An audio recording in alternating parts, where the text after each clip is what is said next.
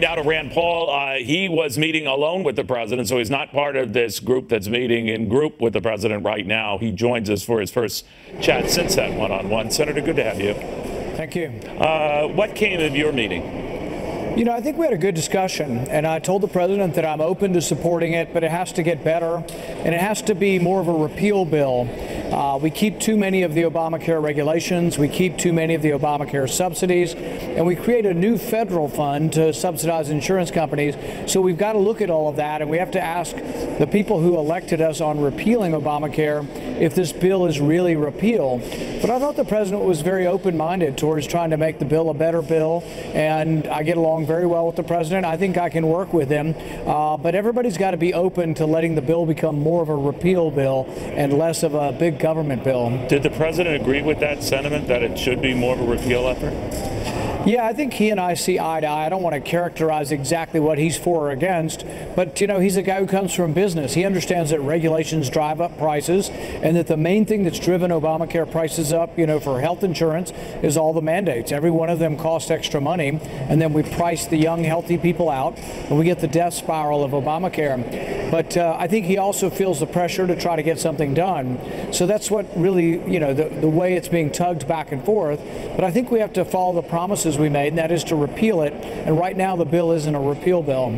All right, did the president try to push you in any direction or say, all right, it will never get this perfect, but we can start, but we'll never get it to your way? You know, I think I have very good rapport with the president. I enjoy his company. I like being around him. And I think he's honest with me that he will be open to how we try to make the bill better. And he listened to it. We had policy people there. We went back and forth on policy. But I didn't get strong objections from him or any conservatives, really. Most of the things I've been promoting are conservative ideas that have been out there for a long time. You know, letting people buy insurance as part of a buying co-op, having less regulations on insurance. Most Republicans in the land believe in that. I think somehow as it got up here and it got debated and debated and debated, we discovered some Republican legislators actually like Obamacare or like parts of it and they want to keep it. But that's not really the sentiment. If you get home and you ask Republicans at home, they don't want to keep any of the Obamacare regulations, and much less keeping 10 out of 12. You'll never get all of what you want. You've heard this analogy that if you get most, then you're off to the races. Was there any sort of alarm in the president's tone or demeanor with you that time was running out? You know, I thought the president was very open-minded and very forthright that what can we do to make this bill a better bill, and let's try to pass it. So he wasn't angry at you, Senator? How could he be angry with me? You know, I'm one of the president's best supporters on Capitol Hill. All right, you know, so there was no sort of like, you know, you have a very well-reasoned argument against this measure that leadership has cooked up, no, but you're killing me, none of that. No, I think it isn't me versus the president. It's not us versus the establishment. I think what it is we have to get something that really works, because what I did tell him is, look, I've been a doctor for 20 some odd years, and I saw health care before Obamacare not working very well. I saw Obamacare come on and make it work even less well. I think there are some fundamental aspects to health care we have to try to fix, and if we don't fix them but we gain ownership of it, I think there's a big price to pay for saying, oh, we fixed it, when in reality, if you leave the regulations in place, you don't fix it. And but whose fault is that, sir? The reason why I mentioned it, I took the tweet when you got out of the White House, you had said President Trump is open to making the bill better. Is Senate leadership? Do you have your doubts whether Mitch McConnell is? Well, I've been out there for about 5 days with 4 other senators publicly saying that we can't oppose the bill, but we haven't had any feedback from leadership on their being open to changing any parts of the bill. So in order for there to be negotiation, there has to be dialogue. Well, is there something that I'm missing in your relationship with Mitch McConnell? Or? Well, we've formalized our recommendations for the bill this afternoon. We put them in writing, and we're going to send them to Senate leadership as well as the president. And I think maybe that formal process may get it a little bit more off the ground. Did Mitch McConnell know, Senator Paul, that you were meeting with the president today? Did you give him a heads up, or did you feel the need to? Well, I haven't seen many people this week because we haven't had as many meetings this week as other weeks. But I would say that, yeah, it's common knowledge, and we weren't keeping it secret that I was meeting with the president.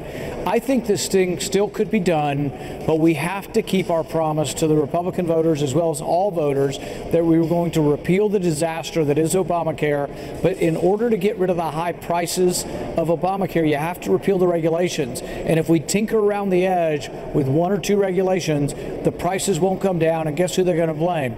The Republicans. So we got to fix it. We got to really repeal it. There's an effort by one group, I guess some call it a Trump surrogate group, that is targeting Nevada Senator Dean Heller for being against this measure. Now, he was more vocal and blunt in his criticism of what the Senate had come up with, but that some want to see him primaried, right? Let's face a primary challenger. Are you worried, since others are considering the same for you, and Ted Cruz and Mike Lee, that you're going to be targeted for your opposition?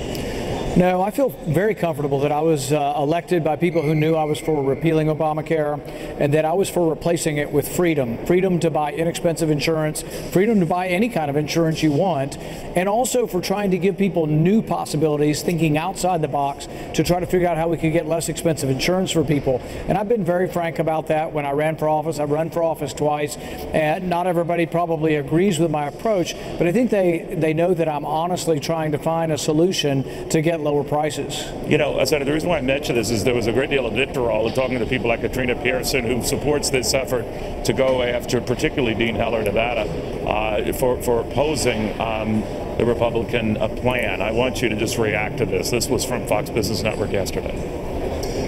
How can you do that under the threat of we're going to primary you if you don't go along with what we say? That sounds like a bad Tony Soprano episode. Well, actually, it's just an accountability issue. Well, then you want to have accountability for all these others, and you don't. Oh, and we do, and we absolutely will. You have accountability for him because he's going to do the same. Ted Cruz, Mike Lee, Ron Johnson, Rand Paul, Susan Collins, Lisa Murkowski. For any senator or any House member that does not move forward on the policies that many of Americans wanted to put first in November. I don't think you got the gist of that. But what I guess groups like hers are saying, tread carefully. What do you say? You know, I think right at this point, Senator McConnell put this forward as a dialogue, as a draft. And so I think really we still should be in the dialogue stage, and that means interacting.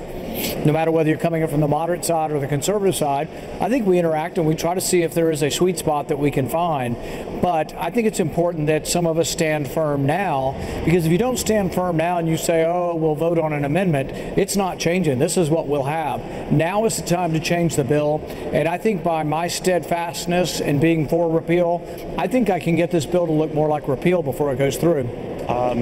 You know, at the top of the hour, Senator, we're going to be hearing from Nancy Pelosi and House top Democrats following up, no doubt, on what Chuck Schumer had said, that Republicans are concocting something that's going to harm people. She went, that is Nancy Pelosi, so far as to say hundreds of thousands of people are going to die. Al Franken, thousands will die. Bernie Sanders, thousands will die. Now, I'm not a doctor. You are. Where do they get that?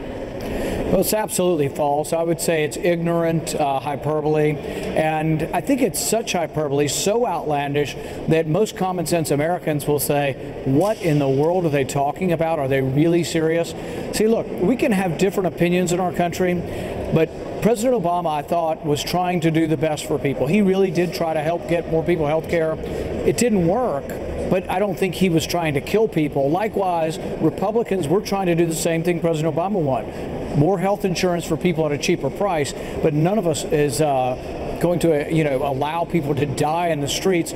I took an oath, a Hippocratic oath. In fact, when I work in a hospital, I can only work in the hospital if I see all comers. That's a part of the arrangement for the privilege. I call it privileges in a hospital. It's a privilege for me to work in a hospital. I agree to treat all comers. So when they say things like that, I think they destroy their own argument with such excessive, outlandish comments. You know, Senator, the markets fell today when it looked like this was going to be delayed past the July 4th holiday. They continued falling as it looked increasingly so that it was going to be delayed. Does that worry you? Do you think that if this is significantly delayed, the entire Republican agenda is in trouble? I think it's more about getting it right. I think if we pass something in a hurry just to be done with it, one of my friends up here put out, it's like a kidney stone. You just got to pass it. We got to get rid of it. We got to pass it. It shouldn't be a kidney stone. This should be something that we are really trying to do what's right. And once you own healthcare, you're going to own it for a long time. So we should make sure that we actually get it right. I don't think we're stopping anything. I know Wall Street's concerned about the tax cuts, and there's a lot of tax cuts in Obamacare. I'm for the tax cuts, but I also want to make sure that healthcare gets better, and then we get in the fall, I think we'll get to more tax cuts. It's going to be a good year for business and for people who have jobs and who are employed, because we're going to create a lot more jobs when we actually get to cutting taxes. Well, I hope you're right about the kidney stone thing, but having had that, it's sooner rather than later to get rid of the darn thing. But do you think then that the timeline to get this and tax cuts done this year is still doable? What does Rand Paul think? The July 4th thing was probably a little premature, but I know we have to have deadlines to get people moving. I think August 1 will be a deadline. I think it's going to have to get done in the next 3 weeks. But then I think all along people have thought we'll get to tax cuts, I hope, in the fall. And we have 2 or 3 months in the fall. I think we can get to it and get it done in the fall. And you think those tax cuts should be retroactive to the beginning of the year? I'm always for the more the better, because it's returning people's honestly earned money to the people who honestly earned it. All right. Senator Rand Paul, thank you very much. Thank you.